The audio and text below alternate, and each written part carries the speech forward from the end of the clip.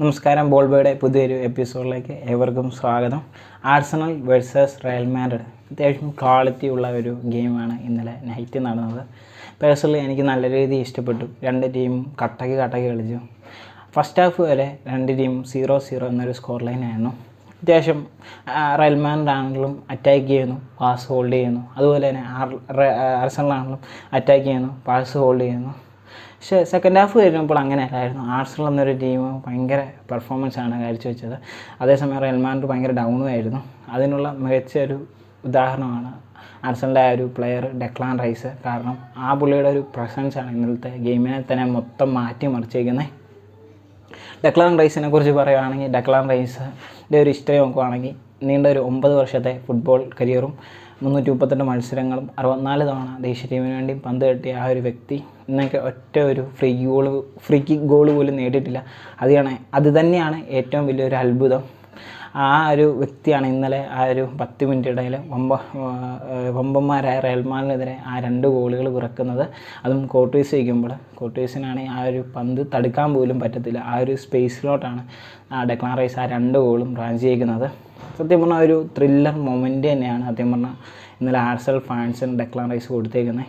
Declan റൈസിൻ്റെ ഒരു position defensive മിഡ്ഫീൽഡറാണ്. ആ ഒരു പൊസിഷനിലോട്ടാണ് അറ്റിറ്റ ആ ഒരു പ്ലെയറിനെ എസ്റ്റാബ്ലിഷ് ചെയ്തേക്കുന്നത്.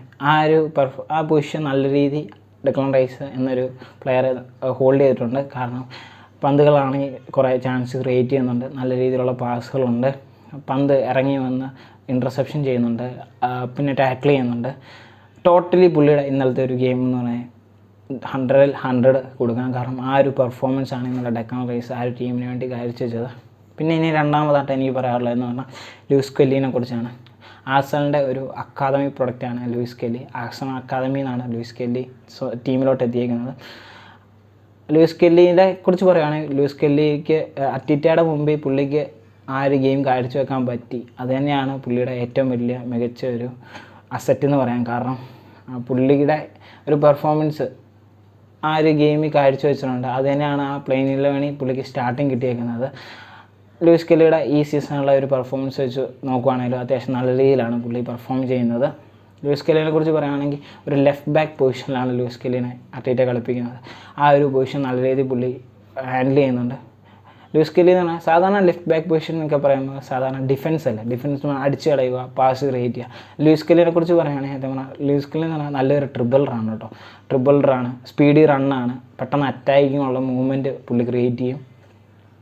ആ ഒരു വ്യത്യസ്ത ശൈലിയുള്ള ഒരു പ്ലെയറാണ്. കാരണം എനിക്ക് ആ ഒരു ഗെയിമാണ് ഇന്നലത്തെ ആ ഒരു ഗെയിമിൽ ലൂയിസ് കെല്ലിനെ കുറിച്ച് കാണാൻ പറ്റിയത്. കാരണം പുള്ളിയുടെ ഒരു അസിസ്റ്റ് ഉണ്ടായിരുന്നു, 3ാമത്തെ ഗോൾ. അത് മെറീനോ ഇങ്ങനെ കൈ കൊണ്ട് കാണിക്കുന്നുണ്ട് കറക്റ്റ് പാസ് ഇടാൻ. കറക്റ്റ് രീതി അവിടെ പുള്ളി ആ ഒരു പാസ് കൊടുക്കുന്നുണ്ട്. ആ ഒരു ഗോൾ മെറീനോ നല്ല രീതിയിൽ അവിടെ എസ്റ്റാബ്ലിഷ് ചെയ്യുന്നുണ്ട്. ലൂയിസ് കെല്ലിയുടെ ഇന്നലത്തെ ഒരു പെർഫോമൻസും നല്ല രീതിയിലുള്ള ഒരു ഗെയിമാണ് പുള്ളി ഇന്നലെ കാഴ്ചവെച്ചത്. പിന്നെ അടുത്ത് എനിക്കായിട്ട് പറയാനുള്ളത് സാക്കാനെ കുറിച്ചാണ്. സാക്ക നല്ല രീതിയിലുള്ള ഒരു പെർഫോമൻസാണ് ഇന്നലെ കാഴ്ചവെച്ചത്. കാരണം പുള്ളിയും ഒരു ആഴ്സണലിൻ്റെ ഒരു ഗോൾഡൻ ബോയ് എന്നൊക്കെ പറയാം. സത്യം പറഞ്ഞാൽ പരിക്ക് തന്നെ പുള്ളി ഇന്നലെ ആ ഒരു ഗെയിമിലോട്ട് തിരിച്ചു വന്നുള്ളൂ. ആ ഒരു വ്യക്തിയാണ് ഇന്നലത്തെ ആ ഒരു പെർഫോമൻസ് കാഴ്ചവെച്ചേക്കുന്നത്. നല്ല രീതിയിൽ പാസ് ക്രോസുകൾ കൊടുത്തിട്ടുണ്ട്, നല്ല ചാൻസ് ക്രിയേറ്റ് ചെയ്തിട്ടുണ്ട്. നല്ല രീതിയിലുള്ളൊരു പെർഫോമൻസ് ആയിരുന്നു സാക്കയുടെ. പിന്നെ ഒഡിഗാർഡിനെ കുറിച്ച് പറയാം. അവരുടെ നായകൻ പുള്ളി എല്ലാ 11ലും പുള്ളി കളിച്ച് ചെയ്യുന്ന ഒരു ഗെയിമിങ് ശൈലി തന്നെയാണ് ഇന്നലെ ആ ഒരു ടീമിനോട് പ്രസൻസ് കാണിച്ചത്. ആസ് എ ക്യാപ്റ്റൻ എന്നാണോ ചെയ്യേണ്ട ആ ഒരു ഗെയിം പുള്ളി ആ ഒരു ഇന്നലത്തെ ആ ഒരു മാച്ച് കാഴ്ചവെച്ചിട്ടുണ്ട്. നല്ല രീതിയിലുള്ള ക്യാപ്റ്റൻ കൂളാണ് പുള്ളി. കാരണം പുള്ളിയുടെ ഒരു പ്രസൻസ് ആ ടീമിന് നല്ല രീതിയിൽ ഉണ്ട്. അതാണ് ഫസ്റ്റ് 11 തന്നെ ഒഡിഗാർഡിനെ അവിടെ അറ്റാക്കിംഗ് മിഡ്ഫീൽഡർ എന്നൊരു പൊസിഷനിലോട്ട് എസ്റ്റാബ്ലിഷ് ചെയ്തിരിക്കുന്നത്. ഒഡിഗാർഡും അത്യാവശ്യം നല്ല രീതിയിലുള്ള പ്ലേയിങ് സ്റ്റൈലാണ് ഇന്നലത്തെ ആ ഒരു ഗെയിമിൽ കാഴ്ചവെച്ചത്. ഇനി മറിച്ച് റയൽ മാഡ്രിഡിലോട്ട് വരുവാണെങ്കിൽ, കോർട്ടീസിനെ എടുത്ത് പറയണം. കോർട്ടീസ് ഇല്ലെങ്കിൽ ഇന്നലെ സത്യം പറഞ്ഞാൽ റയൽ മാഡ്രിഡ് 5-0 എന്നുള്ളൊരു സ്കോറിലേക്ക് തോറ്റേനെ. കാരണം അമ്മാതിരി സേവാണ് ഇന്നലെ കോർട്ടീസിൻ്റെ ഒരു പെർഫോമൻസ് അത്യാവശ്യം നല്ല രീതിയിലാണ്. കാരണം പുള്ളി ഇന്നലെ 4-5 സേവുകൾ അടിപൊളി ചെയ്തിട്ടുണ്ട്. പുള്ളിയുടെ ഒരു പ്രസൻസ് ടീമിനെ നല്ല രീതിയിൽ ഉൾക്കൊള്ളിച്ചിട്ടുണ്ട് ആ റയൽ മാഡ്രിഡ് ടീമിന്. ഫെഡെ വാൾവെർദെ അത്യാവശ്യം നല്ല രീതിയിൽ, ഫെഡെ വാൾവെർദെയുടെ പൊസിഷൻ സെൻട്രൽ മിഡ്ഫീൽഡറാണ്. പക്ഷേ പുള്ളി കളിക്കുന്നത് ഇപ്പോൾ റൈറ്റ് ബാക്കാണ്.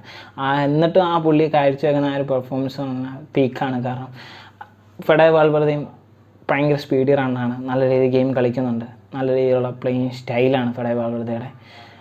പിന്നെ പുള്ളിയുടെ ഷൂട്ടാണെങ്കിലും നല്ല രീതിയിലാണ്. പുള്ളി ഇന്നലത്തെ ആ ഒരു ഗെയിം നല്ല രീതിയിൽ കൊണ്ടുപോയിട്ടുണ്ട്. പിന്നെ എനിക്ക് പറയാനുള്ളതെന്ന് പറഞ്ഞാൽ ബെല്ലിംഗ്ഹാമിനെ കുറിച്ചാണ്. ബെല്ലിംഗ്ഹാം അത്യാവശ്യം നല്ല രീതിയിലുള്ള പ്ലേയിങ് സ്റ്റൈലാണ് ഇന്നലെ കാഴ്ചവെച്ചത്. ബെല്ലിംഗ്ഹാമും നല്ല ഒരു പെർഫോമൻസാണ് കാഴ്ചവെച്ചത്. കുറേ പന്ത് ഇൻ്റർസെപ്ഷൻ ചെയ്യുന്നുണ്ട്, നല്ല രീതിയിൽ പാസ് ഹോൾഡ് ചെയ്യുന്നുണ്ട്, കുറേ പാസ് ക്രിയേറ്റ് ചെയ്യുന്നുണ്ട്. ഇനി മറിച്ച് ഒരു നെഗറ്റീവായിട്ട് തോന്നിയത് എംബാപ്പേനെ കുറിച്ചാണ്. എംബാപ്പെ ഇന്നലത്തെ ഗെയിം കളിച്ചില്ല എന്നല്ല, എംബാപ്പ കളിക്കുവാണെങ്കിലും പന്ത് കിട്ടിയാലുള്ളൂ എംബാപ്പ കളിക്കത്തുള്ളൂ. എംബാപ്പ പന്ത് കിട്ടിയാൽ കുറച്ച് ഡ്രിബിൾ ചെയ്യും, കുറേ ഷോട്ട് അടിക്കാനൊക്കെ നോക്കും. പക്ഷേ ഇറങ്ങി വന്ന് ചോദിച്ചു മേടിക്കുന്ന ഒരു കളി എനിക്ക് പ്രസൻസ് ഫീൽ ചെയ്തിട്ടില്ല. അന്നൊരു ടീം 3-0 എമിറേറ്റ്സ് സ്റ്റേഡിയം അങ്ങനെ തോൽക്കുകയായിരുന്നു. അതും ആർസണൽ ഗണ്ണേഴ്സുമായിട്ട്. അങ്ങനെ ആദ്യ ഭാഗം സുരക്ഷിതമാക്കി ഗണ്ണേഴ്സ് 3-0 എന്നൊരു സ്കോർ ലൈനിൽ അവരുടെ ഹോമിൽ വിജയിച്ചിട്ടിരിക്കുകയാണ് അത്ഭുതകരമായി.